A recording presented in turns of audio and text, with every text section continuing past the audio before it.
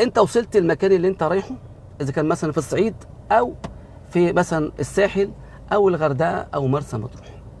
اول ما اوصل هناك اول حاجه اعملها ان انا اعمل كالاتي.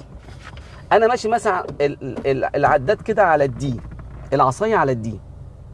ابدا اعمل اول حاجه اعملها اروح جايب العصايه على الان. بص كده يا جماعه، جت على الان واروح انا جاي انا ماشي، فاروح رافع الهاند بريك كده ماشي كده يا جماعه، واروح شايل رجلي مع الفرامل. انا كنت ماسك فرامل برجله ماشي. اول ما وصلت مسكت فرامل، جبت العصايه كانت على الدي، جبتها على الان اول ما وصلت، وروح شادد الهاند بريك اول حاجه. بعد كده اروح شايل رجلي مع الفرامل واروح مبطل عربيتي واروح جايبها على ايه، على البي، واروح نازل.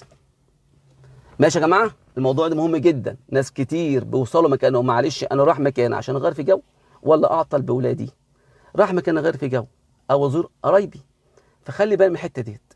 لان لو كانت عربيه في مكان فيه عالي وواطي بيبقى اللفيف بتاع الفتيس، انت لو ركنت تروح جايب العصايه على البي، اللفيف بتاع الفتيس اللي جوه الفتيس بيفلت من مكانه، ولو فلت العربيه مش هتتحرك خالص. لازم تفك الكارتيره بتاعت الفتيس وتبدا تركب اللي في مكانه تاني. ماشي كده يا اخويا فاضل.